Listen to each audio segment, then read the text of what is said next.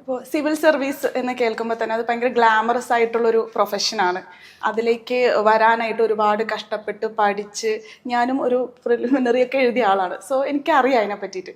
അതിനോടൊപ്പം തന്നെ നമ്മളുടെ ഉള്ളിലൊരു ആഗ്രഹം ഉണ്ടാവും, ഈ സൊസൈറ്റി അങ്ങ് മറിച്ച് വെച്ചേക്കാം ഇത് പഠിച്ചു കഴിഞ്ഞ് ഇറങ്ങി കഴിഞ്ഞിട്ടുണ്ടെങ്കിൽ എന്നൊക്കെ.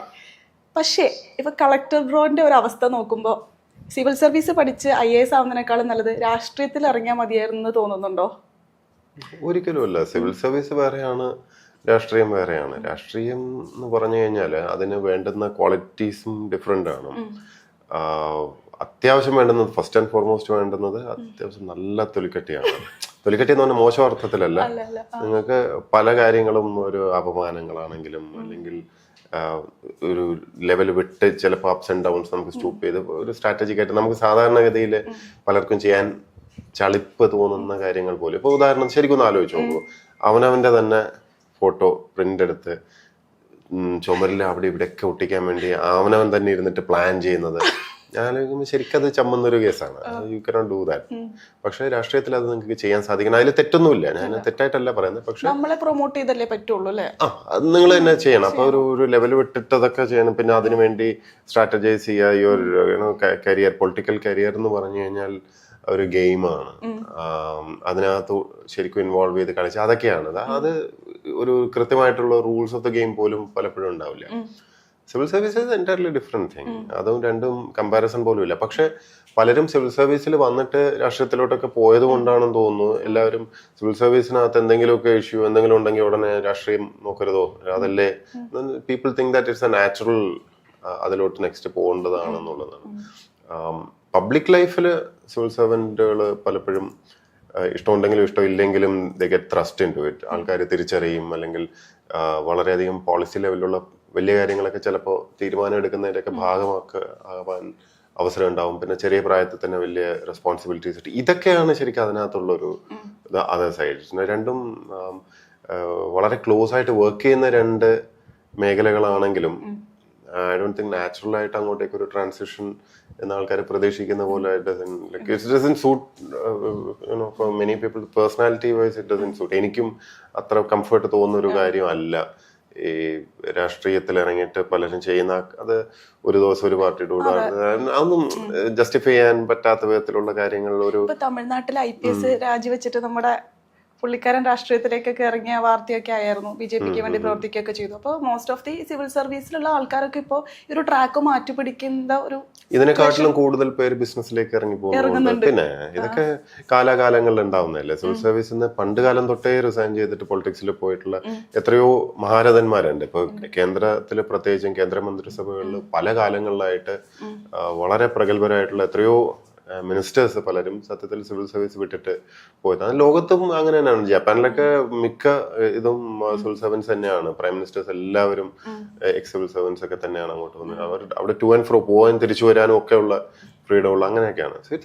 അല്ല, അങ്ങനെ വരുമ്പോൾ നമ്മുടെ രാഷ്ട്രത്തിന് നല്ലതല്ലേ? കാരണം രാഘവ് ചദ്ദ പറഞ്ഞത് ഞാൻ കേട്ടായിരുന്നു. അതായത് മിനിസ്റ്റേഴ്സ് അല്ലെങ്കിൽ MLA-മാരാണെങ്കിലും മന്ത്രിമാരാണെങ്കിലും ഒരു ടെസ്റ്റ് അവർക്ക് വേണ്ടി വെക്കണം എന്നുള്ളത്. കാരണം ഈ സിവിൽ സർവീസിൽ നിന്ന് കൂടെ IAS IPS ആയുള്ള ആൾക്കാരൊക്കെ എത്രയോ ടെസ്റ്റുകൾ എഴുതി ഏതൊരു ലെവൽ എത്തിക്കഴിഞ്ഞിട്ടാണ് അവർ ആ ഒരു പൊസിഷനിലേക്ക് വരുന്നത്, ട്രെയിനിങ്. പക്ഷേ ഈ ഒരു ട്രെയിനിങ് ഒന്നും ഇല്ലാത്തൊരു സ്ഥാനമല്ലേ ഈ പൊളിറ്റീഷ്യൻസിന് ഉള്ളത്. അപ്പോൾ അവർക്ക് എന്തെങ്കിലും ഒരു ടെസ്റ്റ് വെക്കണം എന്ന് അഭിപ്രായം ഉണ്ടോ? ടെസ്റ്റിന്റെ ആവശ്യമുണ്ടെന്നൊന്നും എനിക്ക് തോന്നുന്നില്ല. കാരണം ടെസ്റ്റ് അവർ എപ്പോഴും ദേ അണ്ടർഗോ ദ ബിഗസ്റ്റ് ടെസ്റ്റ്. എല്ലാ 4-5 കൊല്ലം കൂടുമ്പോഴും ഒരു കടുത്ത ടെസ്റ്റ് പാസ്സായിക്കൊണ്ടാണ് ഇരിക്കുന്നത്. സിവിൽ സർവീസുകാർ ഒരു ജീവിതത്തിൽ ഒരു പരീക്ഷ എഴുതിയിട്ട് കയറുന്നു എന്നല്ലാതെ അങ്ങനെ നിരന്തരം ഒരു ടെസ്റ്റ് ഒന്നും ഇല്ല. ഒരു ഇന്റേണൽ ടെസ്റ്റുകൾ ഉണ്ടാവും എന്നല്ലാതെ, റിയൽ ലൈഫ് ടെസ്റ്റുകൾ ഉണ്ടാവും എന്നല്ലാതെ I don't think they have any test of that kind. പക്ഷെ സിവിൽ സർവീസുകാരെ അപേക്ഷിച്ചിട്ട് പൊളിറ്റീഷ്യൻസിന് കൂടുതൽ സബ്ജക്ട് നോളജ് ഉണ്ടാവണമെന്നൊന്നും എനിക്ക് അഭിപ്രായമൊന്നുമില്ല. അവർക്കൊരു പോളിസി തലത്തിലുള്ള മൊത്തത്തിൽ കാര്യം മനസ്സിലാക്കാനുള്ളൊരു കാഴ്ചപ്പാടും കൃത്യമായിട്ടുള്ള ദിശാബോധവും ഒക്കെ തരാനുള്ള കഴിവാണ് വേണ്ടത്. ജനങ്ങളുമായിട്ടുള്ള സമ്പർക്കവും അവരുടെ ആഗ്രഹങ്ങൾ ഉൾക്കൊള്ളാനുള്ള ഒരു മനസ്സും ഒക്കെയാണ് വേണ്ടത്. പക്ഷെ തീർച്ചയായിട്ടും എഡ്യൂക്കേഷൻ ഒരു ഫാക്ടറാണ്. കാരണം നല്ല എഡ്യൂക്കേറ്റഡ് ആയിട്ടുള്ള കാര്യങ്ങൾ മനസ്സിലാക്കാൻ കപ്പാസിറ്റി ഉള്ള മിനിസ്റ്റേഴ്സും മറ്റും വരുമ്പോൾ അവരെ തെറ്റിദ്ധരിപ്പിക്കാൻ സാധ്യത കുറവാണ്. ആൾക്കാർക്ക് പറ്റിക്കാൻ സാധിക്കില്ല. They will have their own opinion, view. ബ്യൂറോക്രാറ്റ്സുമായിട്ടും കൂടെ ഡിസ്കസ് ചെയ്തിട്ട് കുറച്ചുകൂടെ ഇൻഫോംഡ് ഡിസിഷൻ ഒക്കെ എടുക്കാൻ സാധിക്കും. ഇല്ലെങ്കിൽ എന്നാ പറ്റുകയെന്ന് വെച്ചാൽ ഇപ്പോൾ പലപ്പോഴും ഫയലുകൾ പലപ്പോഴും കൈകാര്യം ചെയ്യപ്പെടുന്നത് നമ്മൾ ഭരണഭാഷ മലയാളം എന്നൊക്കെ പറഞ്ഞാൽ തന്നെയും ലീഗൽ ഡോക്യുമെന്റ്സ് പലതും നമ്മളിപ്പോ ഒരു അതെ ഇപ്പൊ ഒരു വിദേശ കമ്പനി FDI ആയിട്ട് വരുന്നു എന്ന് വിചാരിക്കുക, അല്ലെങ്കിൽ TCS അങ്ങനെ ഏതെങ്കിലും ഒരു വലിയ IT കമ്പനി നിക്ഷേപമായിട്ട് വരുന്നു എന്നൊക്കെ വിചാരിക്കുക. അപ്പൊ അവരുമായിട്ടൊക്കെ സംസാരിക്കുകയും ഡീല് ഉറപ്പിക്കുക, എഗ്രിമെന്റ് അവരുമായിട്ട് ഒരു ലീസ് വോട്ടെവർ നമ്മൾ ഗവൺമെന്റിന്റെ സൈഡിൽ നിന്ന് ചെയ്യുമ്പോഴേ അത് യു ഡു ഇൻ ഇംഗ്ലീഷ്. അപ്പൊ ഇംഗ്ലീഷ് പരിജ്ഞാനം തീരെ വേണ്ടെന്നല്ല. അപ്പൊ ഇടനില നിൽക്കുന്ന അല്ലെങ്കിൽ നിങ്ങളുടെ സ്റ്റാഫ്, സപ്പോർട്ട് സ്റ്റാഫ് ഇവർ പറയുന്നത് മാത്രം അറിയുന്നതും നിങ്ങൾക്ക് യഥാർത്ഥത്തിൽ വായിച്ച് മനസ്സിലാക്കാൻ പറ്റുന്നത് തമ്മിൽ വ്യത്യാസമുണ്ട്. അപ്പോൾ നമ്മൾ കേരളത്തിന്റെ ചരിത്രം പരിശോധിച്ചാലും ഇംഗ്ലീഷ് ഭാഷാ പരിജ്ഞാനം ഉള്ള മുഖ്യമന്ത്രിമാരുണ്ടായിരുന്ന കാലഘട്ടങ്ങളിൽ കേരളത്തിൽ നടന്നിട്ടുള്ള വികസനം പരിശോധിച്ചാൽ, വികസനം മാത്രമല്ല ഞാൻ പറയാം, ഒരു ട്രാൻസ്ഫോർമേറ്റീവ് ആയിട്ടുള്ള ഡിസിഷൻസ് പലതും അവർക്ക് ഫയലിലെടുക്കാൻ സാധിച്ചിട്ടുണ്ട് എന്നുള്ളതാണ്. ഇപ്പൊ അച്യുതമേനോൻ അദ്ദേഹമാണ് എപ്പോഴും നമ്മൾ ക്ലാസിക് ആയിട്ട് പറയുന്നത്. ഭയങ്കരമായിട്ടുള്ള മാറ്റങ്ങൾ കേരളത്തിൽ കൊണ്ടുവന്ന അദ്ദേഹത്തിന്റെ ഒരു പീരീഡ്. അദ്ദേഹത്തെ നമുക്കറിയാലോ, ജീനിയസ് എല്ലാ അർത്ഥത്തിലും. K. കരുണാകരനായാലും ഉമ്മൻചാണ്ടി സാർ, ഇവരെല്ലാം ഇംഗ്ലീഷ് നേരിട്ട് കൈകാര്യം ചെയ്യാൻ യാതൊരു മടിയോ അറപ്പോ ഒന്നും ഇല്ലാത്ത ആൾക്കാർ. ഞാൻ ഭാഷാപരമായിട്ട് ഇംഗ്ലീഷ് ഭയങ്കര സംഭവം എന്നല്ല ഞാൻ പറയുന്നത്, യൂട്ടിലിറ്റിയുടെ ആംഗിൾ എന്ന് പറയാണ്. അപ്പൊ ഇത് പറയുമ്പോൾ എപ്പോഴും തിരിച്ചു പറയാം, പണ്ട് കാമരാജന്റെ കാലഘട്ടത്തിലെ കഥകളാണ്. അപ്പൊ കാമരാജ് പണ്ട് തമിഴ്നാട്ടിലെ മുഖ്യമന്ത്രിയായിരുന്നല്ലോ. അദ്ദേഹം ഈ പറഞ്ഞുകൊണ്ട് വളരെ ഹൈലി എഡ്യൂക്കേറ്റഡ് ഒന്നുമല്ല, പക്ഷെ പ്രാക്ടിക്കൽ ഭരണ ഒരു നൈപുണ്യം അദ്ദേഹത്തിന് ഉണ്ടായിരുന്നു. അദ്ദേഹമാണ് ഈ ഉച്ചക്കഞ്ഞി എന്ന് പറഞ്ഞ കോൺസെപ്റ്റ് തുടങ്ങുന്നത് തന്നെ. അന്ന് വലിയ എഡ്യൂക്കേറ്റഡ് ആയിട്ടുള്ള ആൾക്കാരൊക്കെ അതിനെതിരെ പറഞ്ഞു. പക്ഷെ അദ്ദേഹത്തിന്റെ ഒരു വിഷൻ ഉണ്ട്. അദ്ദേഹം അറിഞ്ഞോ അറിയാതെയോ അത് ട്രാൻസ്ലേറ്റ് ചെയ്ത് വന്ന എന്താണ്, കൂടുതൽ അറ്റൻഡൻസ് വന്നു, കുട്ടികളുടെ ആരോഗ്യം മെച്ചപ്പെട്ടു. അതൊക്കെ അദ്ദേഹം മുൻകൂട്ടി കണ്ടിട്ടാണോ എന്ന് അറിയില്ല. പക്ഷെ കമ്പാഷനേറ്റ് ആയിട്ടുള്ള വളരെ കരുണയോടെയും ആർദ്രതയോടെ എടുത്തൊരു തീരുമാനമാണ് വിശന്ന് വരുന്ന കുട്ടികൾക്ക് ഉച്ചയ്ക്ക് സ്കൂളിൽ ഭക്ഷണം കൊടുക്കണം എന്നുള്ള ആ ഒരു തീരുമാനത്തിൽ നിന്ന് വലിയൊരു മാറ്റം വന്നു. വിദ്യാഭ്യാസത്തിന് ഇന്ത്യയിൽ മുഴുവനും മാറ്റം വന്നത് ആ ഒരു പോളിസി തീരുമാനത്തിലാണ്. അത് കാമരാജ് അദ്ദേഹത്തിന് ഒരു ഞൊടിയിൽ തോന്നിയ ഒരു ആശയം എന്നുള്ള രീതിയിലാണ്. പക്ഷേ എന്റെ പോയിന്റ് എന്ന് പറഞ്ഞു കഴിഞ്ഞാല്, ഇത് കഴിഞ്ഞ നൂറ്റാണ്ടിലുള്ള അന്നത്തെ ഇന്ത്യയിലുള്ള നേതാക്കന്മാരായാലും സാധാരണക്കാരായാലും ഒക്കെ ആ സമയത്തെ വിദ്യാഭ്യാസവും അവിടുത്തെ സാഹചര്യങ്ങളും ഒക്കെ ഡിഫറെന്റ് ആയിരുന്നു. അപ്പോൾ എത്ര വലിയൊരു നേതാവാണെങ്കിൽ പോലും അവരുടെ ബാല്യകാലം വളരെ ടഫായിരുന്നു. അവർക്ക് പഠിക്കാനുള്ള സാഹചര്യങ്ങളൊന്നും ഇല്ലായിരുന്നു. അപ്പൊ അവരൊക്കെ നേതൃസ്ഥാനത്തേക്ക് ഉയർന്നു വരുമ്പോൾ അവരുടെ ചരിത്രം പറയുമ്പോൾ നിങ്ങൾക്ക് പഠനമില്ല, അതുകൊണ്ട് നിങ്ങൾ മാറി നിൽക്കൂ എന്ന് പറയുന്നത്, ഡിഗ്രി സർട്ടിഫിക്കറ്റ് എന്ത് വിഡ്ഢിത്തരമാണ്, അത് ഡസന്റ് മേക്ക് സെൻസ്. അപ്പൊ അത് പണ്ട് കാലത്തേക്ക് ദാറ്റ് വാസ് ഓക്കെ. പക്ഷെ ഇതിപ്പോ ഈ 2026 പഠിക്കാനുള്ള സാഹചര്യവും അതിനൊക്കെയുള്ള ഒരു ചുറ്റുപാടും ഒക്കെ പഠിച്ചേ പറ്റുള്ളൂ, പഠിച്ചിട്ട് വന്നാ മതി. പഠിച്ചിട്ട് എന്നുള്ളതല്ല ഞാൻ പറയാം, ഒരു ജോലിയായിട്ട് വരുന്നതാണ്. അതാണ് സത്യത്തിൽ ഇന്നത്തെ സൈഡ് ഒരു ഇൻകം ഉണ്ടാക്കിയിട്ട് മാത്രമേ രാഷ്ട്രീയത്തിലേക്ക് ഇറങ്ങാൻ പാടുള്ളൂ. ഒരു ജോലിയോ തൊഴിലോ പാടുള്ളൂ എന്നല്ല ഞാൻ പറയുന്നത്. അങ്ങനെയുള്ള പൊളിറ്റീഷ്യൻസിന് സ്പേസ് ആവശ്യമുണ്ട്. കാരണം സ്വന്തമായിട്ട് ജോലിയും വരുമാനവും ഒക്കെ ഉള്ള ഒരു തൊഴിൽ അറിയണം, ഒരു കൈത്തൊഴിലെങ്കിലും അറിയണ്ടേ, എന്തെങ്കിലും ഒരു ഉപജീവന മാർഗം വേണ്ടേ. അല്ലാതെ രാഷ്ട്രീയത്തിൽ നിന്ന് പണം ഉണ്ടാക്കാം എന്ന് പറഞ്ഞു വരുന്ന, അതിനെ ഫുൾ ടൈം ആയിട്ട് കാണുന്ന ആ ഒരു സമയം കഴിഞ്ഞു എന്നാ എനിക്ക് തോന്നി. അഴിമതിയൊക്കെ ഉണ്ടാവാനുള്ള ചാൻസ് കൂടുതലല്ലേ? ചാൻസ് കൂടുതലല്ലേ? സ്വാഭാവികമായിട്ടും പൈസ വേണ്ടേ അവർക്ക് ഇത് മുഴുവൻ ഓടിച്ചുകൊണ്ട്. അപ്പോൾ പല രീതിയിലുള്ള ഒബ്ലിഗേഷൻസ് വരും. അപ്പൊ ഇത് പണക്കാർക്ക് മാത്രം വന്നാൽ മതിയോ എന്ന് അങ്ങനെയല്ല ഞാൻ പറയുന്നത്. നമ്മൾ ഒരു തൊഴിൽ, എന്തെങ്കിലും ഒരു തൊഴിൽ, അവനവന്റെ കാര്യമെങ്കിലും ജീവിതമാർഗം, ഒരു സ്കിൽ, പൈസ ഉണ്ടാക്കാൻ പറ്റുന്നോ അതിൽ കൂടെ എന്നുള്ളതിനെക്കാട്ടിലും you should have a skill എന്നുള്ളതാണ്. ഒരു സ്കില്ലും ഇല്ലാത്ത ഒരാൾക്ക്, ഒരു കഴിവും ഇല്ലാത്ത ഒരാൾക്ക് കുറെ വ്യക്തിബന്ധങ്ങൾ മാത്രം സ്ഥാപിക്കാൻ പറ്റും എന്നുള്ളൊരു, അത് ബേസിക്കലി നെറ്റ്വർക്കർ ആയാൽ മതി എന്ന് പറഞ്ഞാൽ ഇറ്റ് ഡസന്റ് മേക്ക് സെൻസ്.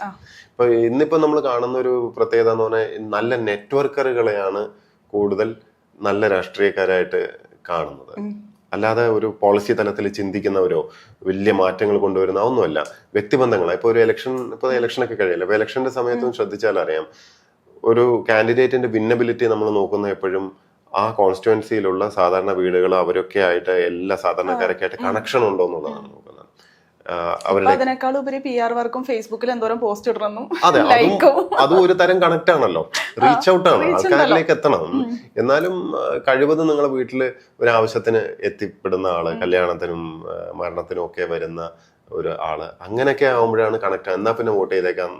അങ്ങനെയാണ് വോട്ടിംഗ് ബിഹേവിയർ കൂടുതലും. കണക്ഷൻ, വ്യക്തിപരമായിട്ടുള്ള കണക്ഷൻ, റീച്ച് ഔട്ട് ഉണ്ടോ എന്നുള്ളതിനെ ബേസ് ചെയ്തിട്ടാണ്. പക്ഷെ ഒന്ന് ശരിക്കും ചിന്തിച്ചു നോക്കേണ്ട ഒരു പോയിന്റ് ആണ്, നല്ല നെറ്റ്വർക്കിംഗ് ആണോ ഒരു നല്ല മിനിസ്റ്റർ ആവാൻ വേണ്ടതെന്ന്. ഒരുപക്ഷെ ജനപ്രതിനിധി എന്നുള്ള നിലയ്ക്ക് MLA വരെയൊക്കെ സ്റ്റിൽ ഓക്കെ. പക്ഷെ ഒരു മിനിസ്റ്ററെ തെരഞ്ഞെടുക്കുമ്പോൾ പലപ്പോഴും നമ്മള് അത്തരം കഴിവുകളൊന്നും അല്ല നോക്കാറ്.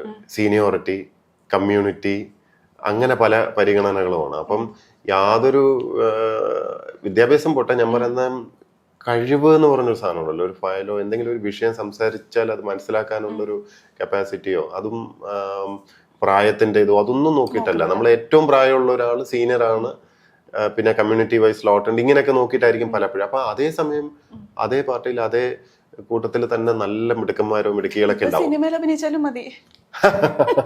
അല്ല, സിനിമ സത്യം പറഞ്ഞാൽ ഞാൻ അതിനെ പോസിറ്റീവായിട്ടുള്ള കാണുള്ളൂ. കാരണം വെച്ചാൽ അതൊരു തൊഴിലാണ്. അവർക്ക് ഓക്കെ അവിടെ വരുമാനം ഉണ്ടല്ലോ. അവിടെ ഒരു വരുമാനവും തൊഴിലും ഒക്കെ ചെയ്തിട്ട് ആ മേഖലയിൽ അവർ അവരുടെ കഴിവ് തെളിയിച്ചിട്ടാണ് വരുന്നത്. Why not? ഇതുപോലെ എഞ്ചിനീയേഴ്സോ ഡോക്ടേഴ്സോ ആർക്കും വരാമല്ലോ. ഞാൻ പറയുന്നത് വരാമല്ലോ എന്നല്ല, വരാൻ അതിനകത്ത് റെസിസ്റ്റൻസ് ഉണ്ട്, കുറെ പ്രശ്നങ്ങളുണ്ട്. വരുമ്പോ ഇതുപോലത്തെ ചോദ്യങ്ങളാണ് വരിക. സിനിമാക്കാരനല്ലേ എന്ന് പറയുമ്പോൾ സത്യത്തിൽ ജോലി ചെയ്തിട്ടല്ലേ വരുന്നത്. അല്ലെങ്കിൽ ഒരാൾ വക്കീൽ, അയാൾ നിങ്ങൾ ഇത്രയും കാലം എന്ത് ചെയ്തു, മുദ്രാവാക്യം വിളിച്ചോ, പോസ്റ്റ് ഒട്ടിച്ചോ, ജയിലിൽ പോയോ എന്നൊക്കെ ചോദിക്കുന്നത് സത്യം പറഞ്ഞാൽ ഇന്ത്യയിൽ മാത്രമേ ചോദിക്കുള്ളൂ. നമ്മള് ചിന്തിച്ചു വെച്ചിരിക്കുന്നത് അങ്ങനെയാണ്. ഒരു രാഷ്ട്രീയത്തിലേക്ക് വരണം അല്ലെങ്കിൽ മത്സരിക്കാൻ നിൽക്കണമെങ്കിൽ അയാൾക്കൊരു രാഷ്ട്രീയ ബേസ് ഉണ്ടാവണം. അറ്റ്ലീസ്റ്റ് അയാൾ കോളേജിലെങ്കിലും ഇലക്ഷനിൽ കാൻഡിഡേറ്റ് ആയിരിക്കണം. ഇങ്ങനെയൊക്കെയാണ്. അത് ഒരു വളരെ സ്ക്യൂഡ് ആയിട്ടുള്ള, അല്ലെങ്കിൽ നമ്മളെയൊക്കെ പറഞ്ഞ് പറ്റിച്ചു വെച്ചിരിക്കുന്നതെന്ന് ഞാൻ പറയുള്ളൂ. കാരണം രാഷ്ട്രീയ പ്രവർത്തനം എന്ന് പറഞ്ഞു കഴിഞ്ഞാൽ ഏതെങ്കിലും ഒരു സംഘടിത രാഷ്ട്രീയ കക്ഷിയുടെ കൊടിയുടെ കീഴിൽ മുദ്രാവാക്യം വിളിക്കുന്നതല്ല. രാഷ്ട്രീയ പ്രവർത്തനം എന്ന് പറഞ്ഞാൽ അതിനെക്കാട്ടിലൊക്കെ മേലെയാണ്. എല്ലാവർക്കും ഒരു രാഷ്ട്രീയമുണ്ട്. അവരുടെയൊക്കെ രാഷ്ട്രീയ പ്രവർത്തനം എന്ന് പറഞ്ഞാൽ അവരുടെ മണ്ഡലത്തിൽ, അവരുടെ ഒരു മേഖലയിൽ നിന്നിട്ട് അവർ എടുക്കുന്ന നിലപാടുകളൊക്കെ ഓരോ രാഷ്ട്രീയമായിട്ടുള്ള ഒരു പ്രവർത്തനം തന്നെയാണ്. അത് പലരും അതിനെ അരാഷ്ട്രീയം എന്നൊക്കെ പറഞ്ഞു കളയും. അരാഷ്ട്രീയം ഒന്നുമല്ല. ഒരു കക്ഷി രാഷ്ട്രീയ കക്ഷി, ഒരു പാർട്ടിയുടെ കൊടിയുടെ കീഴിൽ വന്ന് നിൽക്കാത്തവരെല്ലാവരും അരാഷ്ട്രീയമാണെന്നൊന്നും പറയരുത്. ഒരുപക്ഷെ അവർക്കായിരിക്കും കൂടുതൽ രാഷ്ട്രീയ ബോധം ഉണ്ടാവുക. കാരണം ഈ ഒരു കൊടിയുടെ കീഴിൽ നിൽക്കുന്ന ആൾക്കാർക്ക് മേലേന്ന് പറയുന്നത് തത്തമ്മ പൂച്ച പറയുന്ന പോലെ പറയുന്ന, അല്ലെങ്കിൽ സ്വന്തമായി ബുദ്ധി ഉപയോഗിക്കാത്ത ഒരു അടിമ സിൻഡ്രോമിൽ പോകുന്നവരാണ് കൂടുതലും. അതേസമയം സ്വതന്ത്രമായിട്ടുള്ള അവനവന്റെ ഒരു ഫിലോസഫിയും അവനവന്റെ ഒരു രാഷ്ട്രീയ നിലപാടും എടുക്കാൻ കഴിയുന്നത് കുറച്ചുകൂടെ എലിവേറ്റഡ് ആണെന്ന് ഞാൻ പറയുള്ളൂ. കുറച്ചുകൂടെ അയാൾക്ക് കാഴ്ചപ്പാടുണ്ട്. ഇപ്പം അതിനെ അരാഷ്ട്രീയവാദം എന്നൊക്കെ പറഞ്ഞ് പുച്ഛിച്ചുകളെ, ഏതെങ്കിലും ഒരു കൊടിയുടെ കീഴിൽ വന്ന് നിൽക്കുന്നില്ലെങ്കിൽ അവരെ ഇതാക്കി, അല്ലെങ്കിൽ നിങ്ങൾ മറ്റൊരു കൊടിയുടെ കീഴിൽ കൊണ്ട് ചാപ്പ കുത്താൻ ശ്രമിക്കും. പക്ഷെ what we should understand is ആൾക്കാർക്ക് സ്വന്തമായിട്ട് ബുദ്ധിയൊക്കെ ഉണ്ട്. അവനവന്റെ ബുദ്ധി ഉപയോഗിച്ചിട്ട് ഓരോ നിലപാടും ഇതൊക്കെ എടുക്കാനുള്ള കഴിവും ആ സ്പേസ് ഇന്ത്യൻ ഭരണഘടന കൊടുക്കുന്നുമുണ്ട്. നിർബന്ധമായിട്ട് ഒരു പെട്ടിക്കകത്തോ ഒരു കോളത്തിനകത്തോ ഇടാൻ ശ്രമിക്കേണ്ട കാര്യമൊന്നുമില്ലല്ലോ. അങ്ങനെയാണെങ്കിൽ ഇപ്പൊ രാഷ്ട്രീയം ഇത്രയും സംസാരിച്ച സ്ഥിതിക്ക് കളക്ടർ ബ്രോയെ പെട്ടെന്നൊരു ദിവസം മുതൽവനിലെ പോലെ ഇന്ന് മുതൽ നിങ്ങളാണ് മുഖ്യമന്ത്രി, ഒരു ദിവസത്തേക്ക് വേണോ 2 ദിവസത്തേക്ക് വേണോ, അങ്ങനെയാണെങ്കിൽ എന്ത് ചെയ്യും കേരളത്തിന് വേണ്ടിയിട്ട്? കേരളത്തിന്റെ മുഖ്യമന്ത്രി ആയാല് 2 ദിവസമേ ഉള്ളൂ. അല്ല, ഞാൻ പറയട്ടെ, ഈ സിനിമയിലൊക്കെ ഇത് കൊള്ളാം. പക്ഷെ ഞാൻ ഈ ഏതാണ്ട് 10-20 വർഷമായി ഗവൺമെന്റ് അകത്ത് ജോലി ചെയ്യുന്നു. അപ്പൊ നമുക്കറിയാം, സത്യം പറഞ്ഞ മുഖ്യമന്ത്രി, ചീഫ് സെക്രട്ടറി, ഇങ്ങനെയൊക്കെ കുറെ പദവികൾ നമ്മളെപ്പോഴും പറയും. ഈ പറയുന്ന പദവികളുടെ ആ ഒരു പൊസിഷൻ മേളിലോട്ട് എത്രത്തോളം നമ്മൾ മേളിലോട്ട് പോകുന്നോ അത്രത്തോളം നിങ്ങൾ എടുക്കുന്ന തീരുമാനങ്ങൾ വലുതായിരിക്കും. പക്ഷെ അതിന്റെ ഇംപ്ലിമെന്റേഷൻ അത്രയും സ്ലോ ആയിട്ടായിരിക്കും. കാരണം അവിടുന്ന് താഴോട്ട് വരണമല്ലോ. മാത്രമല്ല പോളിസി തലത്തിലൊക്കെയുള്ള വലിയ മാറ്റങ്ങൾ വരുത്തി കഴിഞ്ഞാൽ അതിന്റെ റിസൾട്ട് കാണുന്നത് വരെ നിങ്ങൾക്ക് അവിടെ ഇരിക്കാൻ പറ്റുമോ എന്നുള്ള ഉറപ്പൊന്നും ഇല്ല. അപ്പോ 2 ദിവസത്തേക്ക് ഒരു ഇതുപോലത്തെ ഒരു പവർ കിട്ടുക എന്ന് പറഞ്ഞു കഴിഞ്ഞാൽ തീരുമാനങ്ങൾ എടുക്കാൻ ഇഷ്ടം പോലെ ഉണ്ട്. എനിക്ക് വൻ ലിസ്റ്റ് തന്നെ ഉണ്ടാവും. അല്ല, ഞാൻ ചോദിക്കാൻ കാര്യം, ഈ മിനിസ്ട്രി മാറി മാറി വരും. ഒരു 5 വർഷമേ ഒരാൾ മുഖ്യമന്ത്രിയായിട്ട് ഇരിക്കുന്നുള്ളൂ. പക്ഷെ സാറിനെ സംബന്ധിച്ചിടത്തോളം കളക്ടറായിട്ട് എത്രയോ വർഷങ്ങളായിട്ട് ഇരിക്കുന്നതിന്റെ എക്സ്പീരിയൻസ് ഉണ്ട്. എന്തൊക്കെയാണ് ചെയ്യേണ്ടതെന്ന് അറിയാം. ഇല്ലെങ്കിൽ ഇപ്പൊ മോദിയോ പിണറായിയോ എക്സാമ്പിൾ ആയിട്ട് എടുക്കാം. മോദിയും പിണറായിയോ ഒക്കെ ഒറ്റയടിക്ക് ഡിസിഷൻസ് എടുക്കുമല്ല. ഇവരിലേക്ക് ബ്യൂറോക്രസി ഒരു കാര്യം കൺസൾട്ട് ചെയ്ത് അതിൽ നിന്ന് കളക്ടർമാർ അല്ലെങ്കിൽ ഈ സിവിൽ സർവൻസിന്റെ ഒരു ഗ്രൂപ്പ് ഉണ്ടാവും ഇവരെ അഡ്വൈസ് ചെയ്യാൻ. ഇപ്പോൾ ഡിഫൻസിന്റെ കാര്യം പറയുകയാണെങ്കിൽ അജിത് ഡോവൽ മോദി അഡ്വൈസ് ചെയ്യും. അല്ലെങ്കിൽ ഫോറിൻ എക്സ്റ്റേണൽ അഫയേഴ്സ് ശിവശങ്കർ, അങ്ങനെ ഒരുപാട് പേര്, ഒരു ഗ്യാങ് ഉണ്ട് ഒരു മോദിയുടെയോ പിണറായിയുടെയോ പിന്നിൽ. ഇവർ ഒറ്റയ്ക്കല്ല. അങ്ങനെ ഉണ്ടെങ്കിൽ ഒരു സിവിൽ സർവീസ് ഉദ്യോഗസ്ഥൻ പെട്ടെന്ന് ഒരു ദിവസം മുഖ്യമന്ത്രി ആവുകയാണെങ്കിൽ he can do something better. Better ഒക്കെ ആയിരിക്കും. പക്ഷെ ഞാൻ പറയുന്നത് ഒരു എന്താ പറയാ, നമ്മൾ ഈ സിനിമയിലോ അല്ലെങ്കിൽ പൊതുവെ പൊതുബോധത്തിലുള്ള പോലെ ഒരു സൂപ്പർ ഹീറോ എഫക്റ്റിൽ ഒരു സാധനം നടക്കില്ല എന്നുള്ളതിന്റെ realistic, sorry to say that, എന്നാന്ന് വെച്ചാല് അതല്ല ഈ 2 ദിവസം കഴിഞ്ഞ് ഞാൻ ചെയ്യുന്ന എല്ലാം അൺഡു ചെയ്യാൻ പറ്റും എന്നുള്ള തിരിച്ചറിവുകൊണ്ട് ഞാൻ പറയുന്നത്. ഈ 2 ദിവസം ഒന്നും കൊണ്ട് നമുക്ക് ശാശ്വതമായിട്ടുള്ള ഒരു ചേഞ്ച് കൊണ്ടുവരാൻ വലിയ ബുദ്ധിമുട്ടാണ്. കൂടുതലും ഈ റെഗുലേറ്ററി കാര്യങ്ങൾ കാണിക്കാൻ പറ്റും. അതായത് ആ സിനിമയിലും ഒക്കെ കാണിക്കുന്ന പോലെ അഴിമതി കാണിക്കുന്നവരെയൊക്കെ അവരുടെ പിന്നാലെ പോവുക, അങ്ങനെയൊക്കെയുള്ള. എൻ്റെ ഒരു വിനീതമായ കാഴ്ചപ്പാട് എന്ന് പറഞ്ഞാൽ ദോസ് ആർ ഓൾ വെരി ഒരു റിയാക്റ്റീവ് കാര്യങ്ങളാണ്. അതുകൊണ്ടൊന്നും വലിയ മാറ്റം ഉണ്ടാവില്ല. നമ്മൾ സർവീസിൽ ചേരുന്ന കാലത്ത് ഇതൊക്കെ ഉണ്ട്. അസിസ്റ്റന്റ് കലക്ടറായിട്ട് ജോയിൻ ചെയ്ത കാലം എനിക്ക് ഓർമ്മയുണ്ട്. അന്ന് മണൽ പിടുത്തം വലിയ സംഭവമാണ്. ഈ ഇല്ലീഗലായിട്ടുള്ള സാൻഡ് മൈനിങ് നടക്കുകയാണ്. അപ്പൊ അതിനെതിരെ രാത്രിയൊക്കെ നമ്മള് സ്ക്വാഡ് ഉണ്ടാക്കി നട്ടപ്പോയരൊക്കെ വണ്ടി പിടിക്കാൻ പോക്ക്, ഈ മണല് അനധികൃതമായിട്ട് വാരുന്ന ഒരു സ്ഥലത്ത് നിന്ന് പോയിട്ട് ഒരു 26 ലോറി മുഴുവൻ കോൺവോയ് അടിസ്ഥാനത്തിലൊക്കെ പിടിച്ചുകൊണ്ടുപോയി. അങ്ങനെയൊക്കെ നമ്മൾ വലിയ സംഭവം ചെയ്യുന്നു എന്നാണ് നമ്മുടെ വിചാരം. പക്ഷെ ഞാൻ പിന്നീട് മനസ്സിലാക്കിയെന്ന് പറഞ്ഞാൽ ഒന്നുമില്ല. ഞാൻ ഈ ചെയ്യുന്നത് എന്ന് പറഞ്ഞു കഴിഞ്ഞാൽ ആ ഇല്ലീഗൽ സാൻഡ് മാർക്കറ്റിലുള്ള സാൻഡിന്റെ റേറ്റ് കൂടുന്നേ ഉള്ളൂ. കാരണം ഞാൻ എൻ്റെ എൻഫോഴ്സ്മെന്റ് കൂട്ടുമ്പോൾ ലഭ്യത കുറയുന്നുണ്ട്. അപ്പൊ ഈ ബ്ലാക്ക് മാർക്കറ്റിൽ ഈ മണൽ കിട്ടിക്കൊണ്ടിരുന്നതിന്റെ റേറ്റ് കൂടി. 1. 2, അവിടെയുള്ള ഉദ്യോഗസ്ഥർക്ക് അവരുടെ റിസ്ക് കൂടിയല്ലോ. ഇത് അതുപോലെ കടത്തുന്നവരുടെ റിസ്കും ഒക്കെ കൂടി. അപ്പൊ അവർക്കൊക്കെ കൊടുക്കുന്ന മാമൂലുകൾ കൂടി. അതിനകത്തുള്ള കറപ്ഷൻ റേറ്റ് ആണ് കൂടുന്നത്. എന്ന് മാത്രമല്ല, ഈ അസിസ്റ്റന്റ് കലക്ടർ പോകുന്നത് വരെയുള്ള ശല്യമാണല്ലോ. ഞാൻ ട്രെയിനിങ് പീരീഡ് അല്ലേ, ഞാൻ പോകുന്നത് വരെയുള്ള ഒരു ഇതാണ്. അപ്പൊ എന്നെ അവിടെ നിന്ന് മാറ്റിത്തരാന്ന് പറഞ്ഞിട്ട് പിരിവ് ശരിക്കും മാറും, അല്ലെങ്കിലും മാറും. 1 വർഷത്തെ ട്രെയിനിങ് പീരീഡ് ആണ്, ഞാൻ എന്തായാലും പോകുമല്ലോ. പക്ഷെ ഞാൻ പോകുന്ന സമയമാകുമ്പോഴേക്കും ഇത് അസിസ്റ്റന്റ് കലക്ടറെ മാറ്റാം എന്ന് പറഞ്ഞിട്ട് ഈ മണൽ മാഫിയമാരെല്ലാരും കൂടെ പണം പിരിച്ചുകൊണ്ട് കൊടുത്തതായിട്ടും ഒക്കെ ഞാൻ അറിഞ്ഞു. അപ്പൊ ഇതൊക്കെയാണ് നമ്മൾ വിചാരിക്കും നമ്മൾ ഭയങ്കര എൻഫോഴ്സ്മെന്റ് നടത്തി വലിയ സംഭവം. പക്ഷെ അല്ല, ആ ഇക്കോ സിസ്റ്റത്തിനകത്ത് ഈ ബ്രൈബോ എന്താന്ന് വെച്ചാൽ അതിന്റെ റേറ്റുകൾ കൂടുക മാത്രമേ ഉള്ളൂ. റെഗുലേറ്ററി ഫംഗ്ഷൻസിന് എപ്പോഴും ഇങ്ങനെ ഒരു പ്രശ്നമുണ്ട്. നമ്മളെ സിസ്റ്റം കറക്റ്റായി ചെയ്യാണ് സത്യത്തിൽ വേണ്ടത്. അവിടെയാണ് ഞാൻ പറഞ്ഞിപ്പോ ഒരു 1-2 ദിവസത്തേക്കൊക്കെ കിട്ടിയാലേ ഈ അടച്ച് നമ്മള് എൻഫോഴ്സ്മെന്റ് സ്ട്രോങ് ആക്കും. പക്ഷെ 3-ാമത്തെ ദിവസം ഇതിനെക്കാട്ടിലും റേറ്റില് കച്ചവടം സാധനം തുടരും. പകരം സിസ്റ്റമാറ്റിക് ആയിട്ടുള്ള സ്ട്രക്ചർ ചേഞ്ചിന് വേണ്ടുന്നത് ഈ 3 ദിവസമൊന്നും അല്ല. അതിനുമാണ് ജനാധിപത്യത്തിൽ മാന്യമായിട്ടുള്ള ഒരു ഡ്യൂറേഷൻ തെരഞ്ഞെടുത്ത് ഇത്ര സമയത്തേക്ക് ഭരണം ഏൽപ്പിച്ച് അങ്ങനെ ഒരു സ്ട്രക്ചർ ചെയ്തിരിക്കുന്നത്. ക്ഷമയോടെ പറ്റൂ. മറ്റേ സിനിമയിൽ പറഞ്ഞ പോലെ സമയമെടുക്കും, ക്ഷമിക്കുക. അപ്പൊ ഈ പൊളിറ്റിക്സ് ഒപ്പം തന്നെ ബ്യൂറോക്രസിയും വേണം. എന്നാൽ മാത്രമേ ഒരു രാഷ്ട്ര നിർമ്മിതി അല്ലെങ്കിൽ നന്നാവുള്ളൂ. നമ്മുടെ ബ്യൂറോക്രസിയുടെ പ്രശ്നം എന്താണ്? സംസ്ഥാനത്ത് കേരളത്തിന്റെ കാര്യം പറഞ്ഞാൽ മതി. അല്ല, എല്ലായിടത്തും പ്രശ്നങ്ങളൊക്കെ ഉണ്ട്. ഒരു പ്രശ്നമില്ലാത്ത ഒന്നുമില്ല. ബ്യൂറോക്രസിക്ക് മാത്രമായിട്ടൊന്നും പ്രശ്നമല്ല. അല്ല, നമ്മൾ സർക്കാർ ഉദ്യോഗസ്ഥർക്ക് പലതും ഒക്കെ ചെയ്യണം എന്നുണ്ടാവും. പല പാഷനേറ്റ് ആയിട്ട് ഈ സർവീസിലേക്ക് വരുന്ന ആൾക്കാരുണ്ട്. For example bro.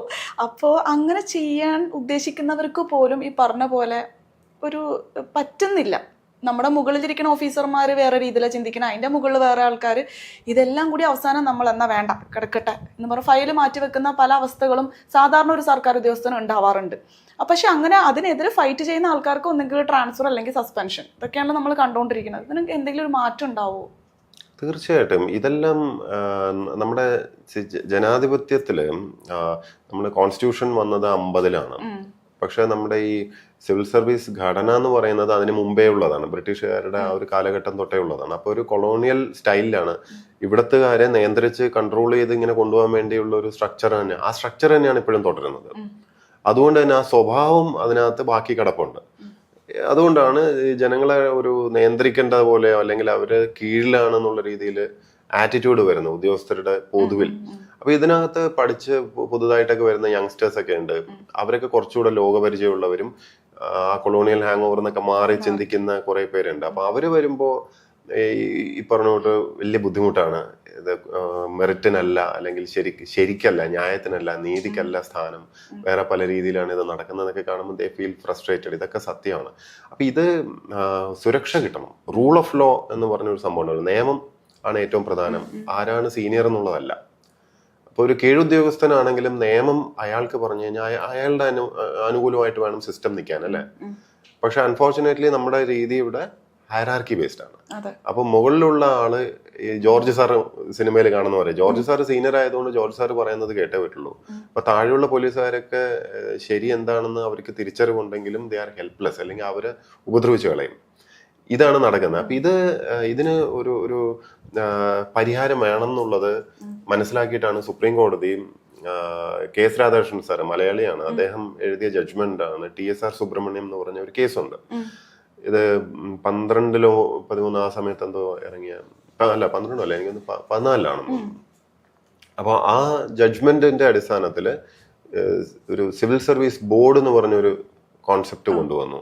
അത് എല്ലാ സംസ്ഥാനത്തും എല്ലാ സിവിൽ സർവീസ് ഉദ്യോഗസ്ഥർക്കും ബാധകമാണെന്ന് വരുത്തി. അപ്പൊ ഈ സിവിൽ സർവീസ് ബോർഡ് മുഖാന്തരം മാത്രമേ സ്ഥലം മാറ്റം സാധിക്കുള്ളൂ, അതുപോലെ എന്തെങ്കിലും ശിക്ഷാ നടപടി എടുക്കുന്നുണ്ടെങ്കിൽ അത് സാധിക്കുള്ളൂ. ഇതൊരു നിയമമായിട്ട് ഇന്ത്യ മുഴുവനും ഈ ഉത്തരവ് പ്രകാരം വന്നു. ഇനിയാണ് രസം. ഇതനുസരിച്ച് IAS-ന് ഈ ബോർഡ് നിലവിൽ വന്നു. ഓക്കെ, എല്ലാ സംസ്ഥാനങ്ങളിലും വന്നു, കേരളത്തിലും വന്നു. പക്ഷെ നടപ്പിലാക്കാതെ 2016 തൊട്ട് 25 അവസാനം വരെ നിരന്തരം അത് തുടങ്ങിയതാണ്. പക്ഷെ 16 തൊട്ട് സിവിൽ സർവീസ് ബോർഡൊന്നും ഇല്ലാതെ തോന്നിയ പോലെ ട്രാൻസ്ഫർ അടിക്കാൻ തുടങ്ങി.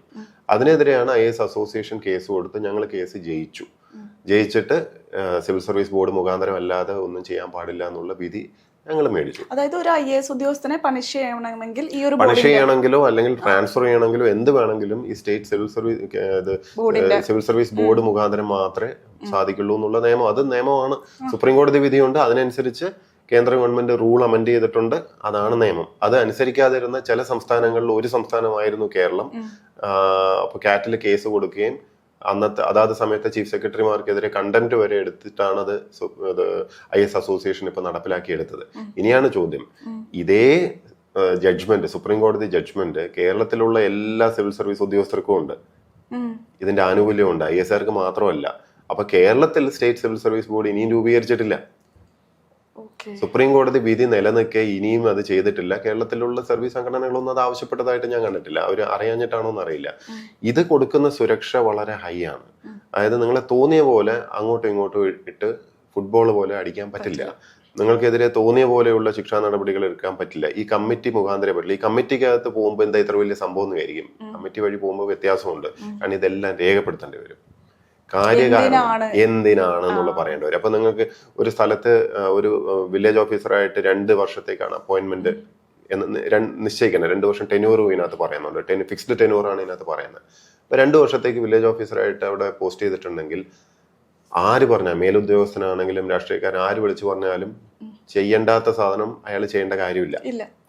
ഇനി അഥവാ ചെയ്തില്ല എന്നാ പിന്നെ ഞാൻ ട്രാൻസ്ഫർ അടിക്കുന്നു പറഞ്ഞാൽ അത് സാധിക്കുകയില്ല. അങ്ങനെ ട്രാൻസ്ഫർ ചെയ്യണം എന്നുണ്ടെങ്കിൽ ഈ സിവിൽ സർവീസ് ബോർഡിൽ ആദ്യം കാരണം കൊണ്ടുപോകണം, എന്തിനാണ് മാറ്റുന്നതെന്ന്. ഇയാളുടെ ഭാഗം കേൾക്കേണ്ടി വരും. അപ്പൊ ഇയാൾ പറയുന്നതൊക്കെ രേഖയിൽ വരും.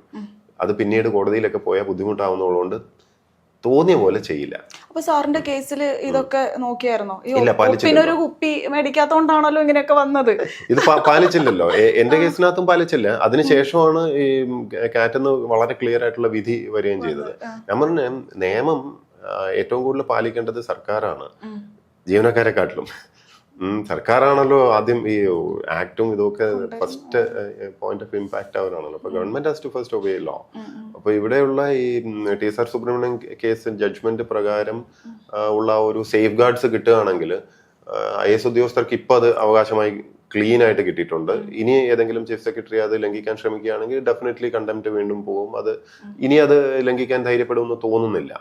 പക്ഷെ സാധാരണ സ്റ്റേറ്റിലുള്ള സിവിൽ സർവീസ് എന്ന് പറഞ്ഞാൽ പട്ടാളത്തിലല്ലാത്തവരൊക്കെ സിവിലാണ്.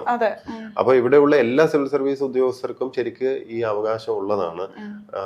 സംസ്ഥാനത്തും സ്റ്റേറ്റ് സിവിൽ സർവീസ് ബോർഡ് രൂപീകരിക്കേണ്ടതുണ്ട് ഈ TSR സുബ്രഹ്മണ്യം ജഡ്ജ്മെന്റിന്റെ അടിസ്ഥാനത്തിൽ.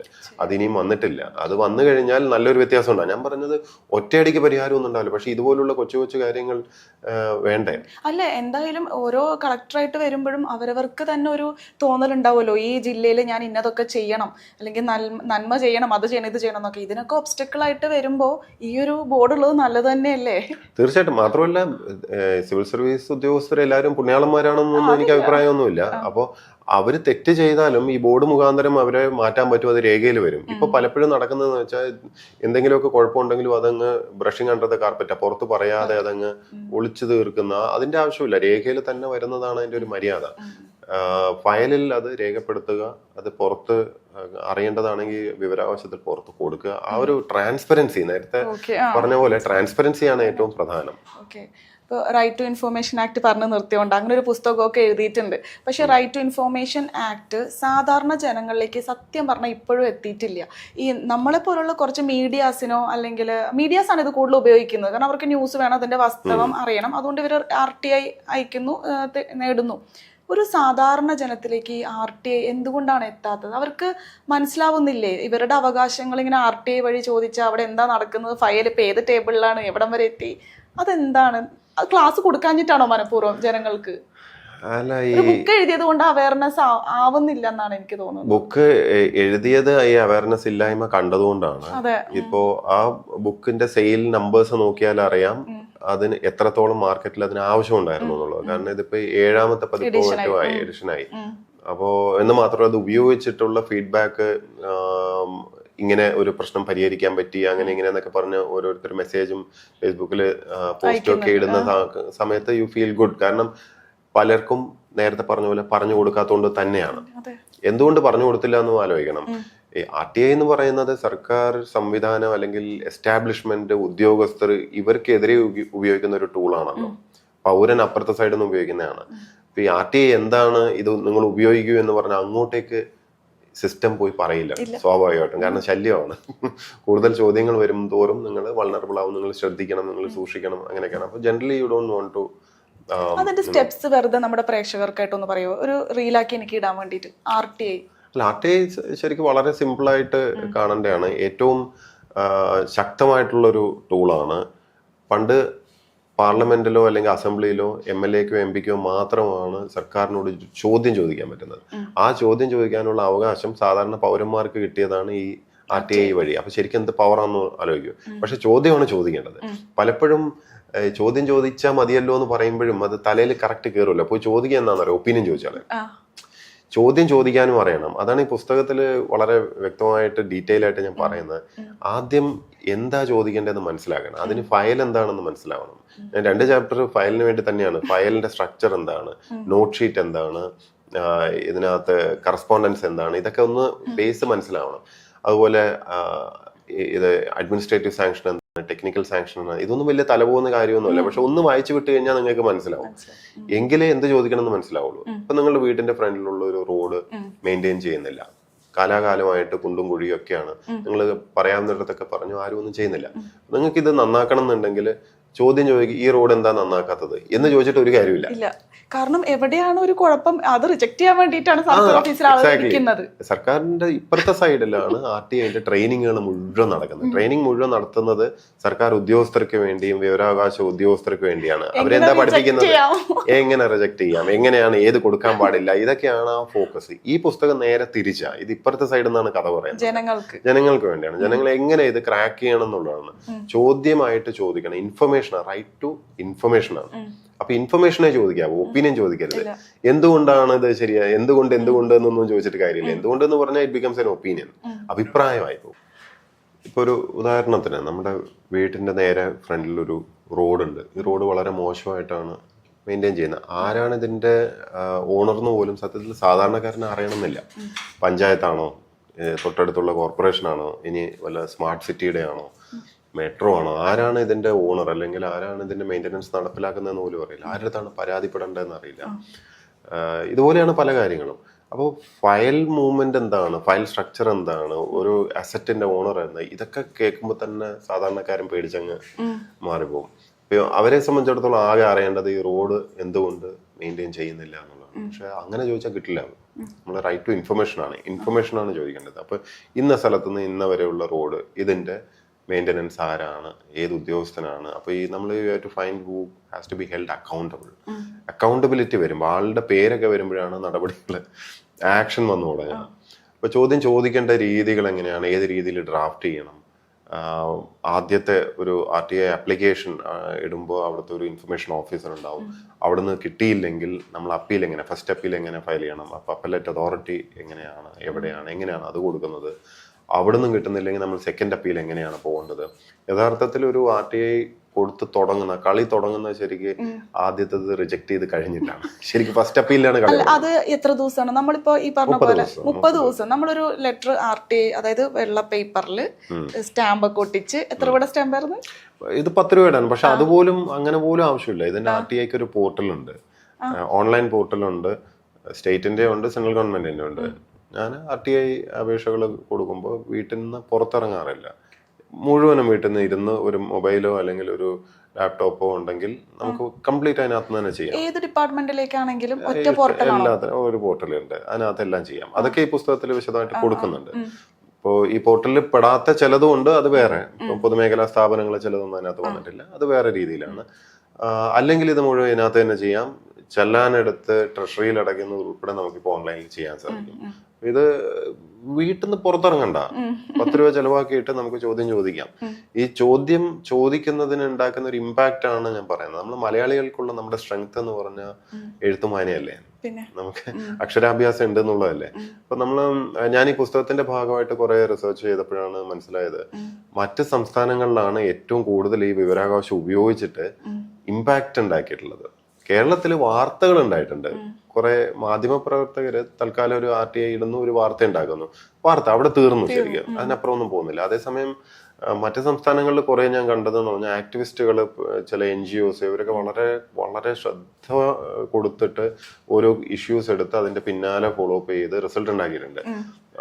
നമ്മളിവിടെ പത്രത്തിലൊക്കെ വായിക്കുന്ന വലിയ കുംഭകോണങ്ങൾ പലതും വടക്കേ ഇന്ത്യയിൽ നടന്നതായിട്ടൊക്കെ ഉണ്ടല്ലോ. ഇതിന്റെ എല്ലാത്തിന്റെ നാൾവഴികൾ എടുത്ത് പരിശോധിച്ചാലും മിക്കതും പുറത്തു കൊണ്ടുവന്നിരിക്കുന്നത് വിവരാവകാശ പ്രകാരം RTI വഴി തന്നെയാണ്. ആ സംസ്ഥാനങ്ങളുണ്ടല്ലോ, അവിടെ ഒന്നും ഇത്രയൊക്കെ അധികം എഴുത്തും വായനയോ അല്ലെങ്കിൽ വിദ്യാഭ്യാസമോ ഒന്നും ഇല്ലല്ലോ. പക്ഷേ they are able to make such a huge impact. അത് കാണുമ്പോഴാണ് എനിക്ക് തോന്നുന്നത് കേരളത്തിനുള്ള പൊട്ടൻഷ്യൽ. കാരണം എല്ലാവർക്കും എഴുത്തും വായന അറിയാം. നമ്മളൊരു 5 ചോദ്യം ഇടുകയാണെങ്കിൽ നമ്മുടെ തൊട്ടടുത്തുള്ള ഒരു ആശുപത്രിയുടെ മുഖച്ഛായ മാറ്റാൻ പറ്റും. ചോദിക്കേണ്ട ചോദ്യങ്ങൾ ചോദിച്ചാൽ മതി. അവിടെ മെയിൻ്റനൻസ് ഇല്ലാതെ കിടക്കുന്ന ഒരു എക്യുപ്മെന്റ്, ഒരു സ്കാനിങ് മെഷീൻ എന്തെങ്കിലും ഉണ്ടെങ്കിൽ ആരാണ് അതിന്റെ ഉത്തരവാദി എന്ന് ചോദിച്ചുകൊണ്ട് ഒരു ചോദ്യം പോയാൽ തന്നെ അവിടെ വ്യത്യാസം വരും. അവർ വിജിലന്റ് ആവും, അവിടെ മാറും. ഇപ്പോ തിരുവനന്തപുരത്ത് ഒരു ഫ്ലൈ ഓവർ ഉണ്ട്. ഫ്ലൈ ഓവർ അതിന്റെ ഒരു അപകടം ഉണ്ടായി കഴക്കൂട്ടം ഭാഗത്ത്. അപ്പൊ ഈ പുസ്തകം വന്നതിന് ശേഷം നമ്മുടെ ഒരു സുഹൃത്ത് ഇതിനകത്തുള്ള എങ്ങനെയാണ് മെത്തഡോളജി ഇതൊക്കെ വെച്ചിട്ട് ചോദിച്ചതും അതിനനുസരിച്ച് അവിടെ വ്യത്യാസം വന്നതും അദ്ദേഹം പോസ്റ്റ് ചെയ്തിരുന്നു. അത് നമുക്കൊരു ചെറിയ സന്തോഷം കിട്ടുന്ന സാധനം. പക്ഷെ വിഷമവുമാണ്, കാരണം അവിടെ ഒരു മരണമുണ്ടായി. ഒരു കുട്ടി മരിച്ചു, 2 വീലറിന് താഴെ വീണ് പോയിട്ടൊക്കെ മരിച്ചു. അതെന്ന് വെച്ചാൽ അതിനനുസരിച്ചുള്ള ഗ്രേഡിയന്റ്, അതിനനുസരിച്ചുള്ള അവിടെ സേഫ്റ്റി വെച്ചിരുന്നില്ല. അപ്പോ നമ്മൾ RTI പ്രകാരം അവിടെ വെക്കേണ്ട മാനദണ്ഡം അനുസരിച്ച് എന്താണ് വെക്കേണ്ടത് എന്നുള്ള ചോദ്യം വന്നപ്പോഴേക്ക് ഇവര് ഹൈറ്റ് കുറച്ചാണ് അവിടെ ചെയ്തിരുന്നത്. ഇതിന്റെ മേലെ ഇതിനെക്കാട്ടിലും ഹൈറ്റ് ശരിക്കും വേണമായിരുന്നു. അപ്പൊ ഈ ചോദ്യം വന്നപ്പോ തന്നെ കൺസേൺ കോൺട്രാക്ടറും എല്ലാരും വാലിന് തീ പിടിച്ച് വന്ന് അത് പൊക്കി കറക്റ്റ് ചെയ്തു. ഒരു മരണം ഉണ്ടായി, എന്നിട്ടും അവര് ചെയ്തില്ല എന്നുള്ളതാണ് നമ്മളെ ഞെട്ടിക്കുന്നത്. പക്ഷെ ആ ചോദ്യത്തിന് വന്നു. പക്ഷെ ആ ചോദ്യത്തിന് ഒരു ചേഞ്ച് ഉണ്ടാക്കാൻ സാധിച്ചു എന്നുള്ളതാണ്. ഈ റൈറ്റ് കൈൻഡ് ഓഫ് ക്വസ്റ്റ്യൻ തന്നെ പലപ്പോഴും നമുക്ക് ചോദ്യത്തിന് മറുപടി വരുന്നതിന് മുമ്പേ മിക്കവാറും നമുക്ക് പരിഹാരം കിട്ടാൻ തുടങ്ങും. നമുക്ക് പരിഹാരം കിട്ടലാണ് ഏറ്റവും പ്രധാനം. എന്നാലും ഇത് ചോദിക്കാമല്ലോ നമുക്ക്. 10 രൂപയുടെ ചെലവിൽ ഇത് മാത്രമല്ല, BPL ആണെങ്കിൽ ആ 10 രൂപയും കൊടുക്കേണ്ട കാര്യം